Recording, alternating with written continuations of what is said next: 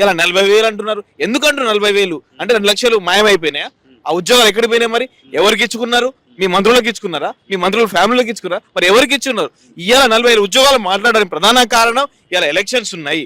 ఇవాళ ఊర్లలో గ్రామ పంచాయతీలో సర్పంచ్ ఎలక్షన్స్ ఉన్నాయి, జడ్పీటీసీ ఎలక్షన్స్ ఉన్నాయి, ఎంపీటీసీ ఎలక్షన్స్ ఉన్నాయి. వీళ్ళు కనుక నిరుద్యోగులు కనుక నిలబడితే మా కాంగ్రెస్ పార్టీ పరువు పోతుంది.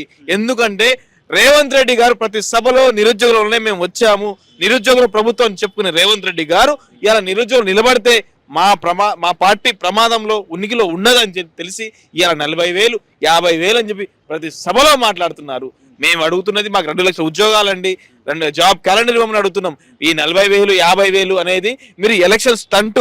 ఎందుకంటే మీరు చెప్పినా చెప్పకున్నా, మీరు ఇక్కడ చదువుకోండి ఎక్కడ తిరగండి అని చెప్పినా కూడా రేపు జరగబోయే ఎలక్షన్స్ లో బరాబర్ మా నిరుద్యోగులు సర్పంచ్లుగా, ఎంపీటీసీలుగా, జడ్పీటీసీలుగా, వార్డు మెంబర్లుగా నిలబడుతున్నారు. ఎందుకంటే మీరు మమ్మల్ని మోసం చేశారు.